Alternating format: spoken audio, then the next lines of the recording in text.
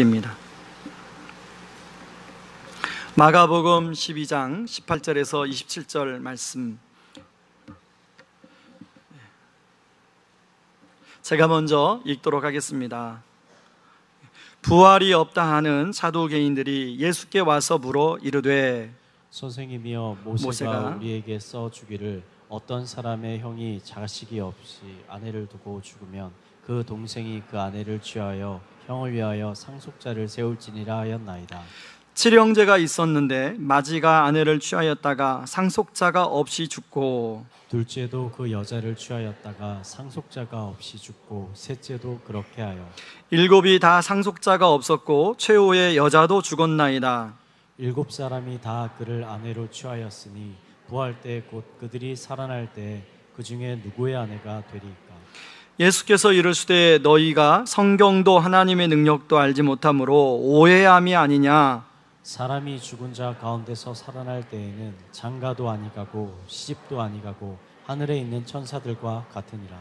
죽은 자가 살아난다는 것을 말할진대 너희가 모세의 책 중에 가시나무 떨기에 관한 글에 하나님께서 모세에게 이르시되 나는 아브라함의 하나님이요 이삭의 하나님이요 야곱의 하나님이로라 하신 말씀을 읽어보지 못하였느냐. 하나님은 죽은 자의 하나님이 아니요 산 자의 하나님이시라 너희가 함께 오해하였도다 하시니라. 아멘. 여러분, 신과 함께라는 영화를 혹시 보셨는지 모르겠습니다. 제가 포스터를 준비해 왔는데요, 한번 포스터를 보시죠.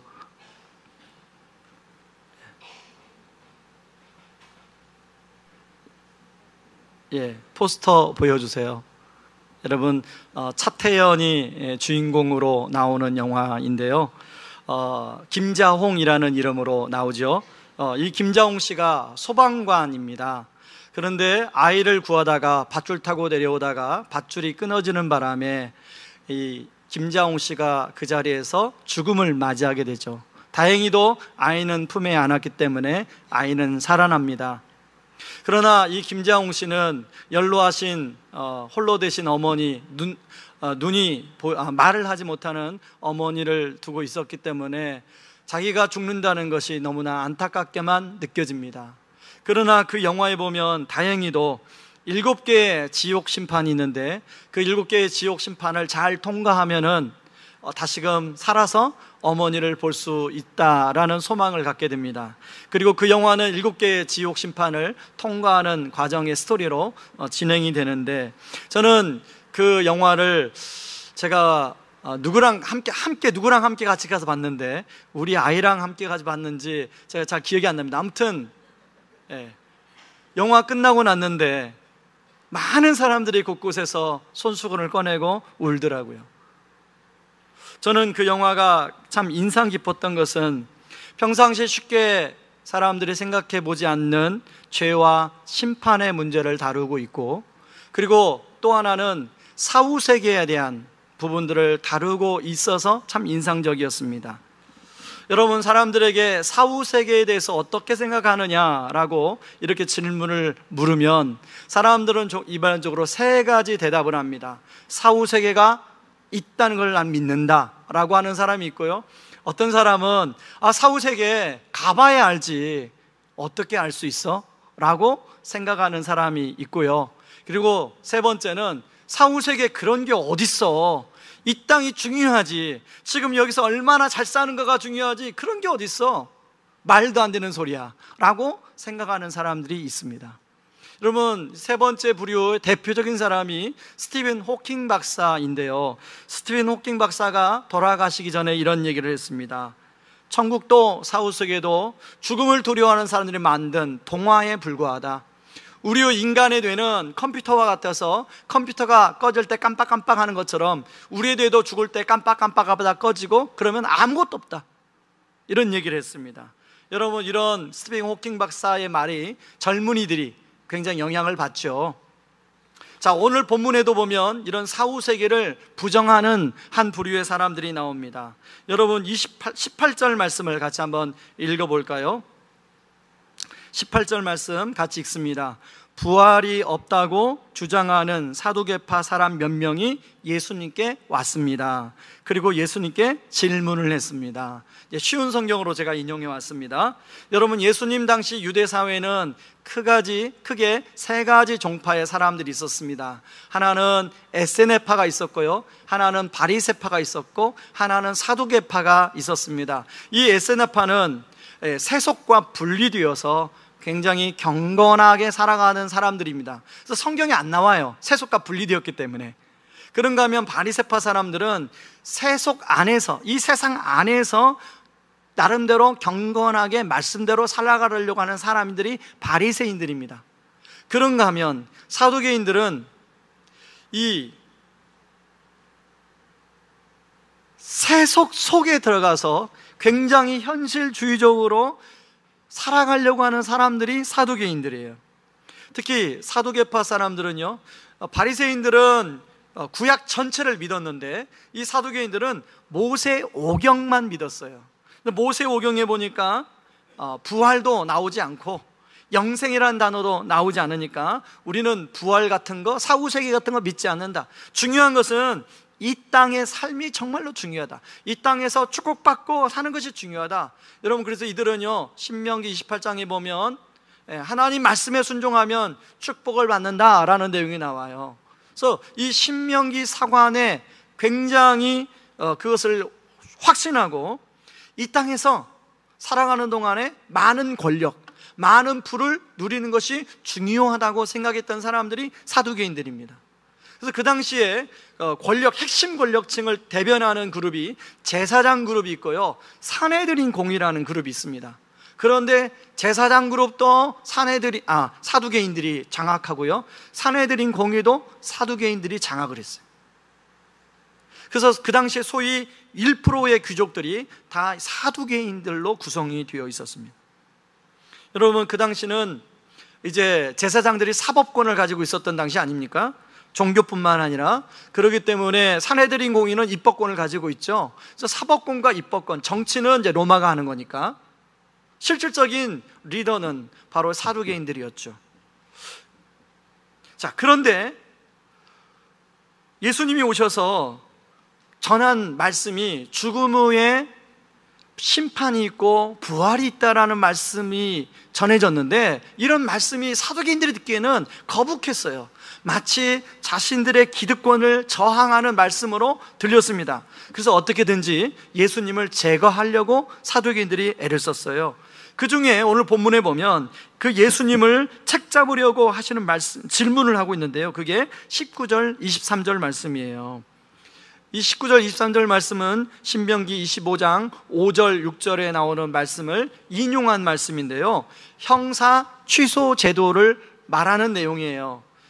하나님께서 구약에는 형이 결혼해서 자식이 없이 죽으면 형의 자손을 이제 보존하고 또 형의 유업을 보존하기 위해서 동생이 형수와 결혼해서 형의 이름으로 유업과 자녀를 보존할 수 있도록 하는 그런 제도를 만들어 놨어요. 근데 사두개인들은 그 말씀을 인용해 가지고 예수님께 질문합니다. 이제 동생이 형수와 결혼하는데 동생 역시 자식이 없이 죽었습니다. 그리고 셋째 역시 또 형수와 결혼했는데 자식이 없이 죽었습니다. 그렇게 해가지고 7째가 그 첫째 형의 아내와 결혼했는데 자식이 없어 죽었습니다. 부활 때는 누구의 아내가 되겠습니까? 이게 질문의 요지예요. 여러분, 누구의 아내가 될까요? 부활 때는. 사실 그 당시에 이런 난감한 질문을 받으면 그치, 누구의 아내가 되는 거지? 이렇게 좀 그렇게 의아해할 수 있는데요, 예수님은 아주 단호하게 그 질문에 답을 하고 있습니다. 여러분, 25절 말씀을 같이 한번 읽어볼까요? 같이 한번 읽습니다. 사람이 죽은 자 가운데서 살아날 때는 장가도 아니 가고 시집도 아니 가고 하늘에 있는 천사들과 같으니라. 간혹 성도님들이, 목사님, 부활 때는 어떤 모습으로 부활을 합니까? 제가 지금 나이가 70인데 저의 몇 살 때로 부활할까요? 이렇게 묻는 분들이 계세요. 그러면 제가 아마 성도님이 가장 멋있을 때, 가장 아름다운 때의 모습으로 부활하지 않을까요? 제가 그냥 이렇게 대답을 해요. 여러분, 오늘 이 말씀 보면 부활 때는 정말 우리가 생각하는 어떤 모습에 전혀 다른 그런 천사와 같은 모습으로 아마 부활을 할 거라고 이야기하고 있죠. 그리고 어떤 분은 그런 질문해요. 목사님, 천국에 가면 우리 남편, 우리 아내를 알아볼 수 있을까요? 그리고 그 관계가 계속 유지될 수 있을까요? 이렇게 질문하는 분들이 있어요. 아마 오늘 이 말씀에 근거하면 알아볼 수는 있을 텐데 지금처럼 이렇게 아내와 남편의 관계가 유지되지는 않는 것 같습니다. 자, 그게 중요한 게 아니죠. 더 중요한 말씀이 24절 말씀인데요, 24절 한번 읽습니다. 같이 읽습니다. 예수께서 이르시되 너희는 성경도 하나님의 능력도 알지 못함으로 오해함이 아니냐. 여러분, 사두개인들이 아까 어떤 출신이라고 그랬어요? 제사장들, 그리고 사내들인 공의원들, 성경을 알았을까요, 몰랐을까요? 성경을 잘 알았던 사람들이죠. 적어도 모세오경만큼은 잘 알았던 사람들이에요. 그런데 하나님 뭐라고 하냐면 너희는 성경도 하나님의 능력도 알지 못함으로 오해함이 아니냐. 여러분, 여기 오해라는 단어는 플라이오라는 말로 길을 잃다, 빗나가다, 방황하다 라는 뜻을 가지고 있습니다. 그리고 27절에 한 번 더 사용하고 있는데요, 다시 말해 이들이 그 당시에 사회의 1%의 리더들이지만 이들 예수님 보실 때는, 하나님 보실 때는 이들이 지금 빗나가고 있고 헤매이고 있고 방황하고 있다는 거예요. 여러분, 지도자들이 헤매고 방황하면 백성들은 당연히 헤매고 방황하겠죠. 왜냐하면 이 사두개인들은 모세오경만 믿었는데 모세오경 중에서도 자기들이 믿고 싶은 것만 믿었어요. 자기들의 생각 속에서 자기들에게 유익되는 것, 신명기 28장 이런 말씀만 믿었어요. 그러다 보니까 이들의 믿음의 시야가 굉장히 좁았어요. 믿음의 시야가 좁으니까 생각도 좁았습니다. 여러분, 그런데 사두개인들만 그런 생각을 하는 것이 아니라 사실 우리가 이제 믿음 생활을 하면서 우리가 그렇게 때로는 우리가 아는 대 안에서 생각할 때가 얼마나 많습니까? 우리가 우리의 지식 안에서 생각이 제한될 때가 얼마나 많습니까? 어떤 문제를 만나게 되면 그 문제 너머에 사실은 하나님의 놀라운 섭리도 많고 지나가 보면 하나님의 풍성하신 은혜도 참 많은데 막 그 문제 안에서 막 헤맬 때가 우리가 얼마나 많습니까? 지난주 수요일날 독일과의 축구 경기를 보셨는지 모르겠습니다. 여러분, 어떤 분은 축구를 보고 그 새벽에 또 재방송하는 걸 또 보고 또 하이라이트를 또 보고 그랬다고 그래요. 참 너무 통쾌했죠. 그런데 저는 독일과의 축구 경기를 이거 보나마나 하기 때문에 안 보려고 생각했습니다.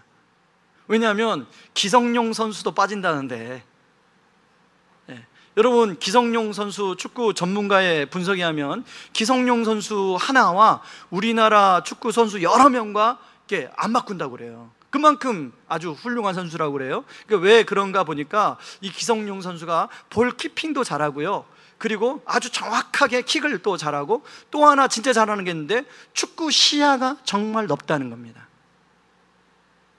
저는 이렇게 축구 보는 건 좋아하는데요, 축구 하는 건 별로 제가 관심이 없어서 축구 시야가 축구할 때 얼마나 중요한지 몰라요. 그런데 제가 그 네이버에 축구 시야 이렇게 검색을 해봤어요. 그랬더니 축구에 관심 있는 사람들이 많이 어떻게 하면 축구 시야를 넓힐 수 있을까요? 이런 질문이 많이 나오더라고요.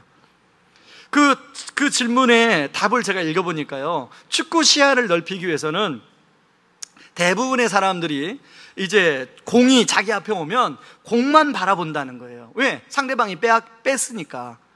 그러다 보니까 멀리 동료들이 안 보인다는 거예요. 그 전문가가 뭐라고 답을 달아놨냐면 축구공은 30%만 보고 동료들, 멀리 있는 동료들을 70%를 보는 훈련을 계속 해보세요. 그러면 축구 시야가 점점 넓어지게 될 것입니다. 여러분, 여기 축구 좋아하는 분들 축구 시야가 좀 있습니까?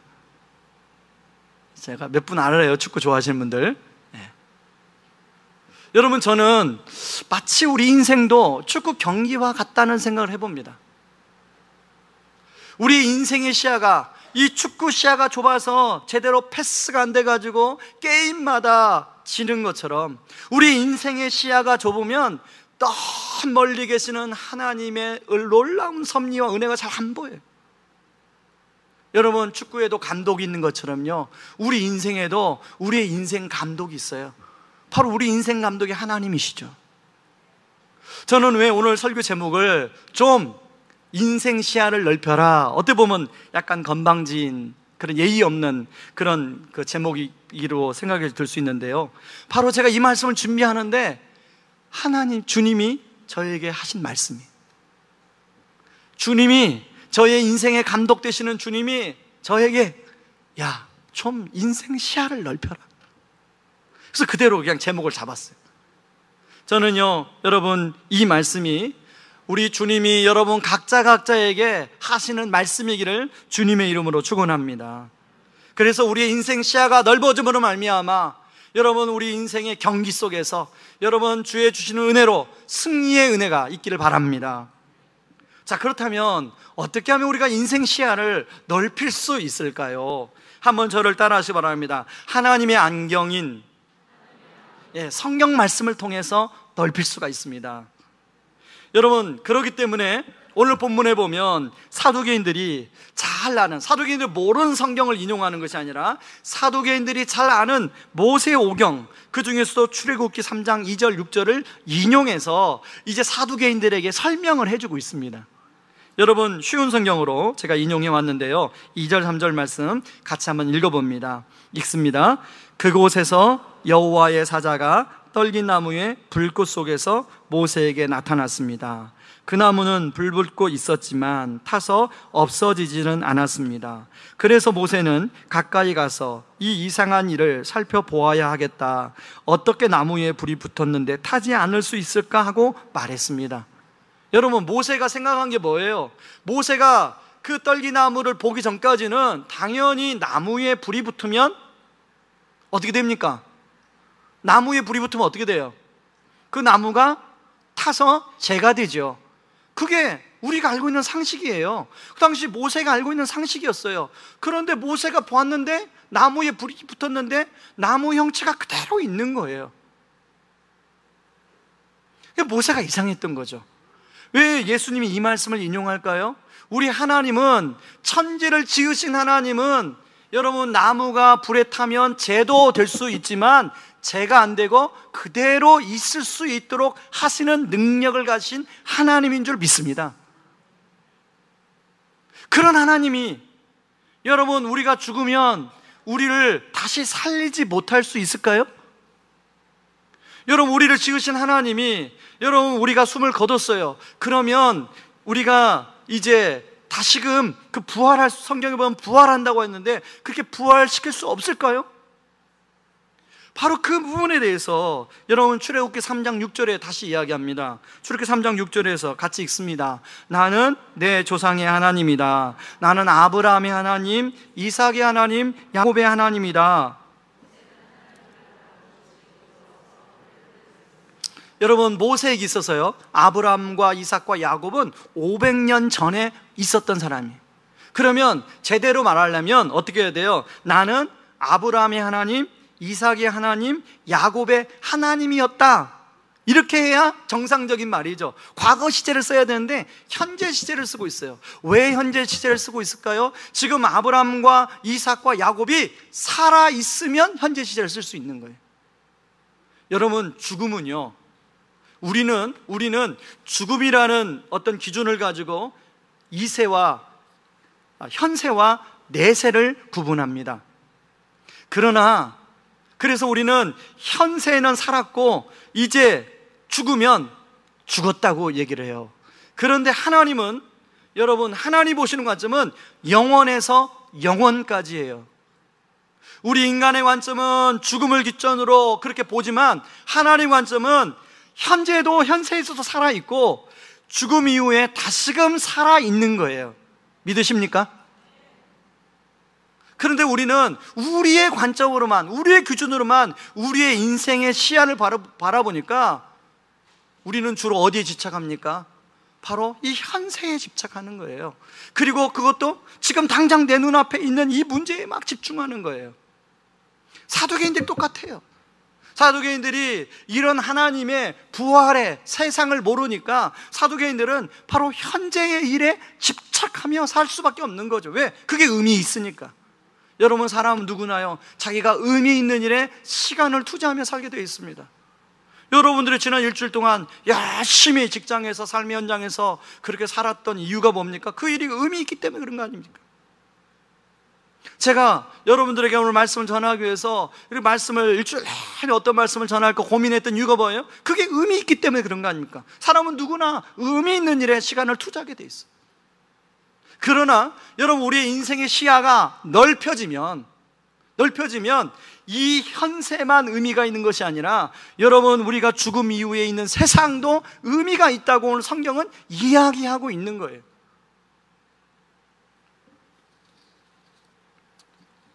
여러분, 오늘 본문에는 나오지 않지만 바로 앞에 나오는 예수님의 제자들 한번 생각해 보시죠. 여러분, 제자들은 지금 예수님은 예루살렘에 오신 이유가 뭐냐면 바로 죄 가운데 빠진 인류를 구원하기 위해서, 이제 예수님의 관심은 어떻게 하면 십자가에 못 박혀서 부활할까? 거기에 관심이 있어요. 근데 제자들은 시기와 질투로 서로 누가 크냐 하는 싸움에 에너지를 낭비하고 있습니다. 그런 제자들에게 예수님은 좀 더 인생의 시야를 넓힐 수 있도록 예수님이 순환과 부활에 대해서 여러 번 언급하셨어요. 특별히 세 번째 언급하신 말씀을 제가 인용해 왔는데요, 마가복음 10장 33절과 34절을 한번 보시죠.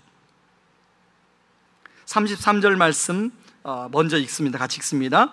보아라, 우리는 지금 예루살렘으로 간다. 인자가 대제사장과 율법학자들에게 넘겨질 것이다. 그들은 인자에게 사형을 선고하고 이방 사람들에게 넘겨줄 것이다. 이방 사람들은 인자를 조롱하고 침을 뱉고 채찍으로 때리고 죽일 것이다. 그러나 인자는 3일 뒤에 다시 살아날 것이다. 여러분, 예수님이 제자들에게 순환당하는 내용만 언급한 것이 아니라 다시 3일 후에 살아날 것을 언급하고 있어요. 그것은 너희들이 앞으로 순환이 올 텐데 그 문제에 갇혀서 거기에서만 힘들어하지 말고 3일 후에 부활하여 너희들이 부활의 증인으로 살 것을 소망하며 바라봐라, 그 말씀을 하는 거 아니겠어요? 여러분, 마가복음은요, 1차 수신자가 바로 그 당시에 로마에서 네오 도미티안 황제의 핍박 속에 살았던 성도들입니다. 여러분, 로마에 가보신 분 계실 거예요. 로마에 가면 로마시 아래에 지하 카타콤이 있습니다. 지금도 다 개발이 안 돼가지고 가이드가 잘못 카타콤에 들어가지 말라고 항상 권면해요. 저도 로마에 가면 꼭 카타콤을 한번 가보고 싶어요. 여러분, 그 성도들이 왜 지하 그렇게 깊숙하게 굴을 뚫어서 카타콤에 숨어서 신앙생활을 했을까요? 도미티안 황제의 핍박, 네로 황제의 핍박이 그만큼 강하기 때문에 그런 거 아니겠어요? 그런데 그 지하에서, 그 빛이 안 들어온 지하에서 어떻게 그들의 인생 시야가 좁지 않고 정말로 재림하실 예수님을 바라보며 그들이 믿음을 견뎠을까요? 믿음을 지켰을까요? 바로 이 마가복음을 보면서, 아, 그래, 지금은 비록 우리가 지하 카타콤에 있지만 우리의 인생은 이대로 끝나는 것이 아니야. 하나님은 우리를 영원부터 영원까지 이끌고 계셔. 그렇기 때문에 우리가 이 믿음을 지키고 살아가는 게 의미가 있는 거예요. 그렇게 버틴 거 아니겠습니까? 여러분, 다시 말하지만 하나님이 저와 여러분을 보는 시야는 영원에서 영원까지. 올 초에 지인의 소개로 제가 KBS 역사 다큐 스페셜, 역사 스페셜을 20년 동안 작가로 활동했던 이소윤 작가님을 좀 만나뵌 적이 있습니다. 이분이 어렸을 때부터 이제 교회를 다니면서 이렇게 그 신앙생활을 해 오셨는데요, 하나님을 본인 입으로 그래요. 본인은 40대 전까지 하나님을 떠나 세상에 관심이 많았습니다. 그러니까 교회에 오면 교회 이렇게 하나님을 믿는 이 이 믿음의 생활이 하나 마음의 매력으로 안 다가오는 거예요. 오히려 세상에 훨씬 더 세상에 관심이 많고 세상이 더 매력으로 다가오는 거죠. 근데 이분이 40 이후로 자기가 보는 게 달라졌다는 거예요. 그러면서 40대 되어서야 하나님의 말씀인 성경에 눈이 떠지기 시작했습니다. 어느 날 성경을 읽는데요, 하나님의 말씀이 그냥 움직여서 자기 눈에, 가슴에, 심령에 팍팍팍 박히는 거예요. 이분은 20년 동안 KBS 역사 스페셜 다큐 그 작가였으니까 그 전문가의 시각으로 이게 얼마나 막 생동감 있게 보였겠어요.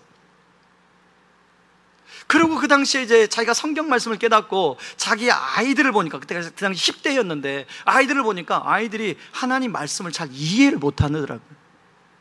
그래서 이분이 어떻게 하면 10대 아이들에게 나 같은 전철을 밟지 않게 할 수 있을까 해서 이분이 쓴 책이 있는데요, 틴틴 통독 성경을 썼어요. 한번 보여주세요. 여러분, 두란노에서 나온 책인데요, 여러분 혹시 10대가 있으면 이 책을 한번 사주세요. 그리고 성경이 좀 어려운 분들은 여러분 이 책을 통해서 40일 동안 성경을 통독할 수 있어요. 굉장히 도움이 많이 됩니다. 10대 용어로 굉장히 잘 썼어요. 여러분, 이소윤 작가가 성경 말씀을 통해서 인생의 시야가 달라졌어요. 그래서 지금은 어떤 일을 하시냐면 KBS 역사 스페셜 다큐도 하지만, 그런 일도 하지만, 우리나라에 숨겨져 있는 순교지의 역사 탐방, 선교지 탐방, 이런 프로그램들을, 선교회를 만들어서요 운영을 하고 계시더라고요.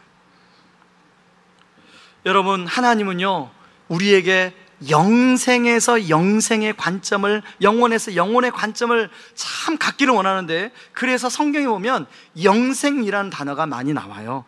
요한복음 3장 16절, 우리가 잘 아는 말씀이잖아요.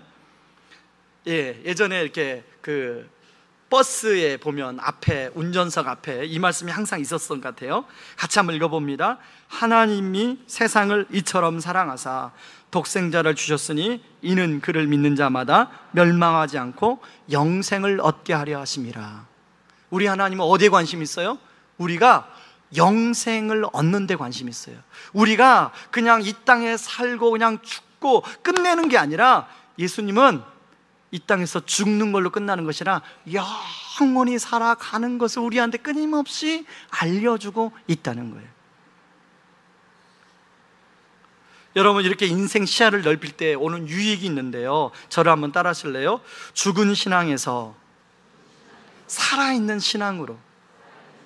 여러분, 우리가요 신앙생활을 하지만 때로는요 죽어있는 종교 생활만 할 수가 있습니다. 뭔가 생생하게 살아있는 하나님과의 교제, 역동적인 하나님과의 역사, 이런 것들을 경험해야 뭐 신앙생활이 신나는 거 아니에요? 믿음 생활은 신나는 거 아니겠어요? 교회 다니는 거 신나는 거 아니겠어요? 오늘 본문에 보면 27절에 보면 오늘 말씀을 결론을 내리면서 예수님이 사두개인들에게 뭐라고 하냐면, 나는 죽은 자의 하나님이 아니라 산 자의 하나님이라고 이야기합니다. 이 말은 역설적으로 너희들의 지금 신앙은, 너희들의 지금 믿음 생활은, 너희들의 종교 생활은 죽은 것이나 다름없다. 그래서 거기에 머물러 있지 말고 살아있는 신앙으로 다시 나와라. 나랑 같이 살아있는, 이왕에 예수님 믿으면 나랑 같이 정말 역동적이고 생동적인 그런 믿음 생활을 하자. 지금 주님 말씀하고 있는 거예요. 그러면서 살아있는 신앙이 무엇인가를 보여줍니다. 아브라함과 이삭과 야곱을 통해서. 여러분, 아브라함에 대해서 히브리서 11장 8절과 11절에 이렇게 말씀합니다. 같이 한번 읽어볼까요? 같이 읽습니다. 믿음으로 아브라함은 하나님께서 그에게 약속하신 땅으로 가라는 하나님의 부르심에 순종하였습니다.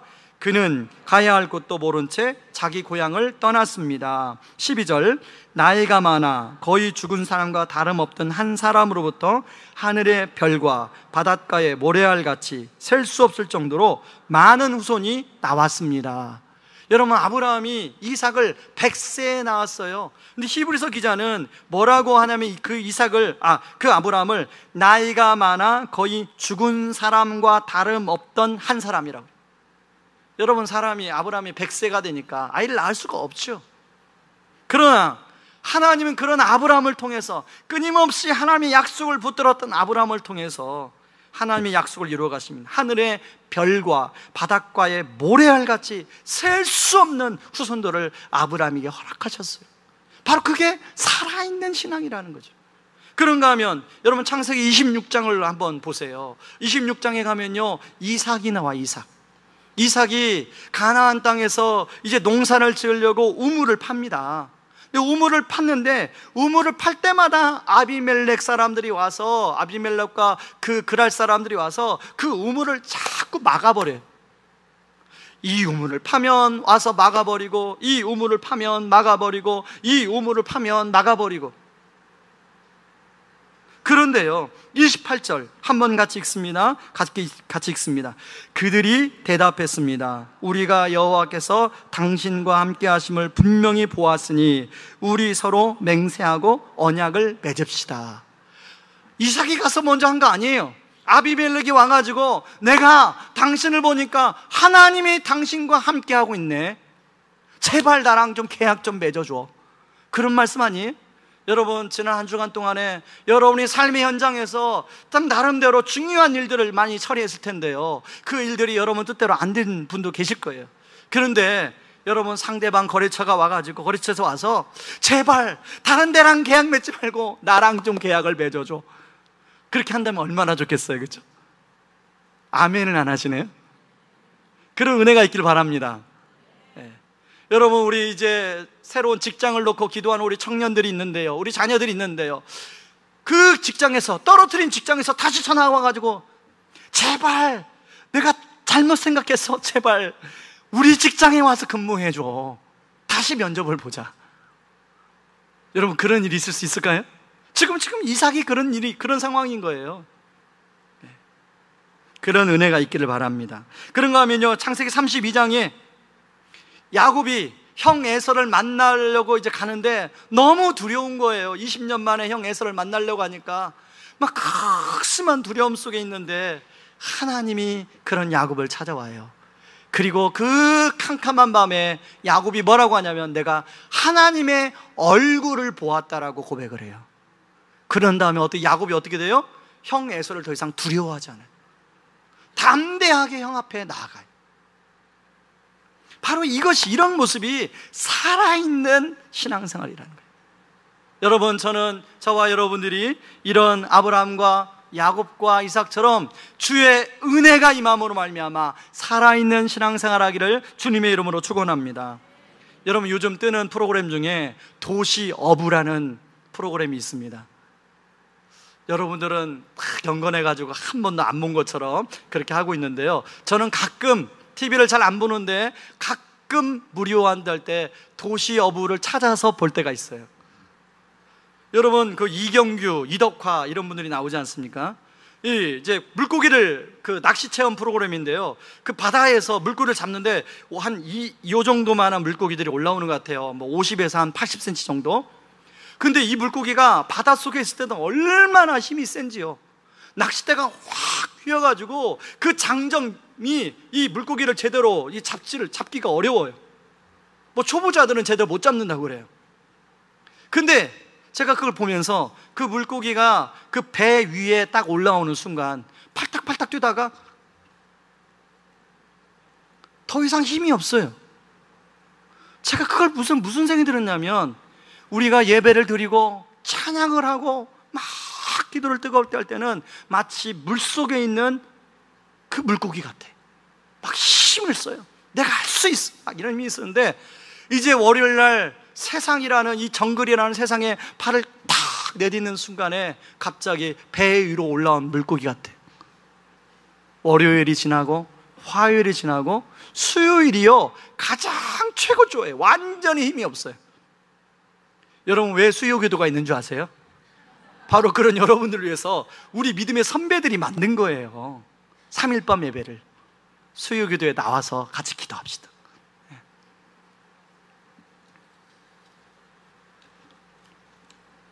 여러분, 그런 우리의 모습을 잘 아시고 예수님이요, 우리와 연합을 해 주셨다는 것입니다.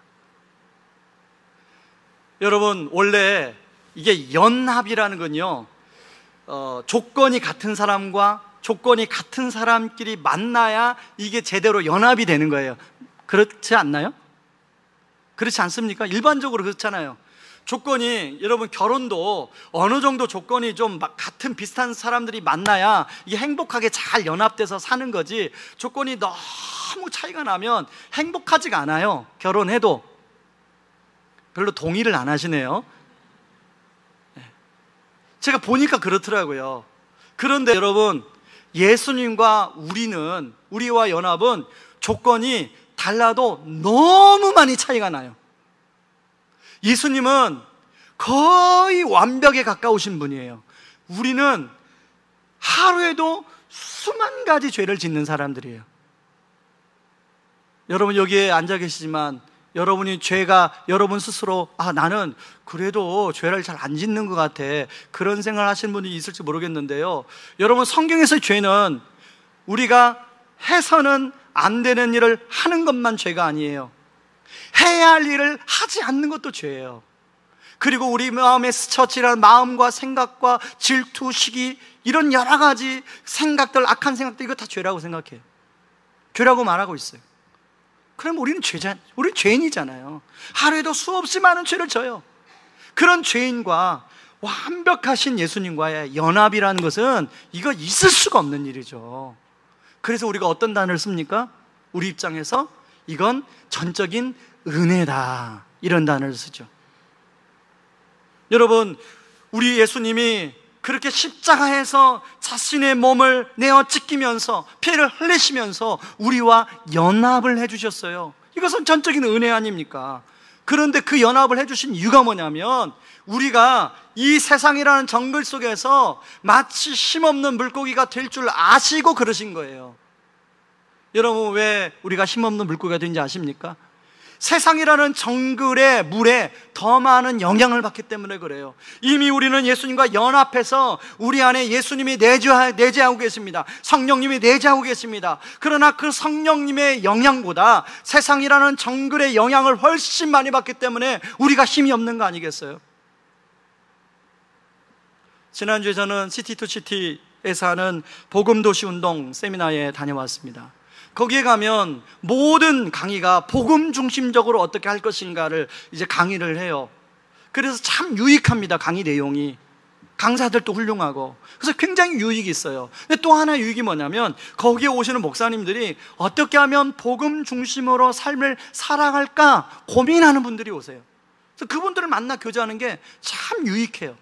마지막 날은 여러분, 우리 특세 강사로 한번 오셨던 김병년 목사님과 이제 식사 교제를 같이 하게 됐는데요, 김병년 목사님을 잘 모르기 때문에, 모르는 분이 계시니까 제가 좀 부연 설명을 하면, 여러분, 김병년 목사님은 자녀가 셋인데 막내딸이 지금 중학교 1학년입니다.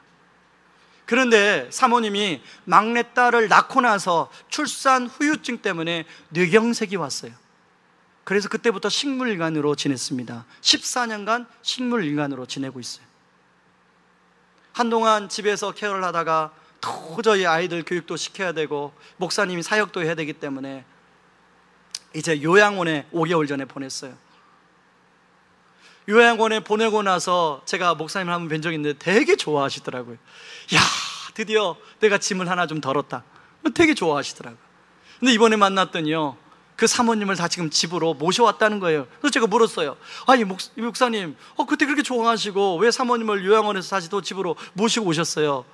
요양원에 5개월 있는 동안에 응급실에 5번을 가셨다는 거예요. 그러니까 응급실에 가는 게 이제 그 중환자니까, 여러분 아주 사소한 것 때문에도 응급실에 가잖아요. 이번에 마지막에 응급실에 갔는데 맥박이 가보니까 170. 여러분, 우리 보통 정상인 맥박은 몇 나옵니까?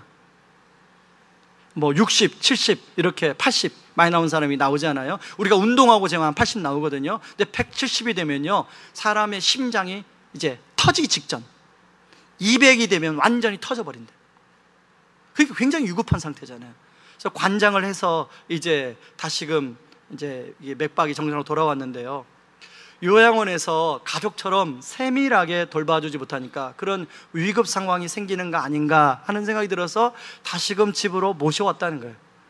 그러면서 저한테 하는 얘기가, 목사님, 다시금 제 삶은 엉망진창이 되었습니다. 여러분, 우리 집은, 목사님, 우리 집은 다시금 뒤죽박죽이 되었습니다. 그러면서 이분이 하신 얘기가, 목사님, 제가 14년 동안 아내와 그런 아내를 참 병간하면서 참 어떻게 보면 깊은 고난인데 잃은 것도 있지만 얻은 것도 참 많습니다. 그러면서 말씀하는 거예요.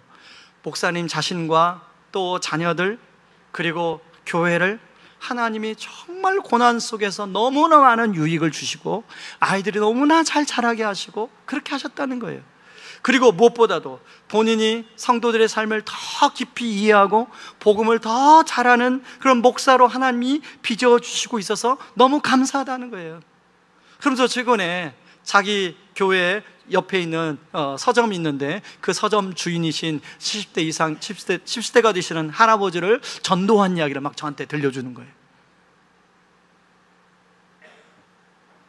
저는 그 얘기를 들으면서요, 그 목사님이 쓴 책이 여러 권 있는데 그 책 중에 바람 불어도 좋아라는 책이 있어요. 여러분, 우리 인생에 바람이 붑니다. 때로는 큰 바람이 불기도 하고요, 때로는 작은 바람이 불기도 하고 바람이 안 부는 사람이 없습니다. 저는 20대에 제 인생에 우리 아버지 때문에 바람을 많이 맞았기 때문에 제 인생만큼은 바람이 안 불었으면 좋겠다 생각이 들었어요. 그런데 살고 보니까 바람 불더라고요. 여러분, 혹시 여기 인생을 지긋하게 사신 분들이 많은데 인생에 바람 안 불어보신 분이 계십니까? 다 불어요. 다양한 바람들이 붑니다. 근데 중요한 것은, 여러분, 이런 바람이 불 때 중요한 것은 우리와 연합되신 그리스도, 그분이 우리의 힘과 능력과 원천이 된다는 거예요. 여러분, 이 목사님이 왜 그 14년에 사모님을 그런 병간하면서 그리고 그 어린 아이들을 키우면서 그러면서 또 목회하면서 그 속에서 예수 그리스도가 주는 능력과 힘으로 많은 유익들을 누렸다고 하는 그 고백. 그래서 바람 불어도 좋아. 여러분, 바람 불어도 좋은 사람이 어디 있어요? 저 싫거든요. 여러분, 우리가 바람 불어도 좋은 사람이 어디 있어요? 그러나 우리가 예수 그리스도와 연합되어 있을 때, 연합함을 누릴 때 어떤 바람이 불지라도 그 바람을 우리가 이겨낼 수 있는 힘이 그 예수 그리스도로부터 나온다는 것 아니겠습니까? 저와 여러분, 우리의 인생은 어떤 바람이 어떻게 불지, 안 불면 좋겠지만 어떻게 불어닥칠지 우리는 알지 못합니다. 그러나 그 바람을 또 피해갈 수도 없습니다. 중요한 것은 어떤 바람이 불든 간에 예수 그리스도와 연합된 사실이 그 바람 속에서 우리를 견디게 만들고 우리를 하나님의 사람으로 빚어가게 하는 그런 은혜가 있기를, 그래서 최종적인 인생의 항구로 우리의 인생이 이끌어지기를 주님의 이름으로 축원합니다. 우리 시간에 같이 찬양하고 기도하겠습니다.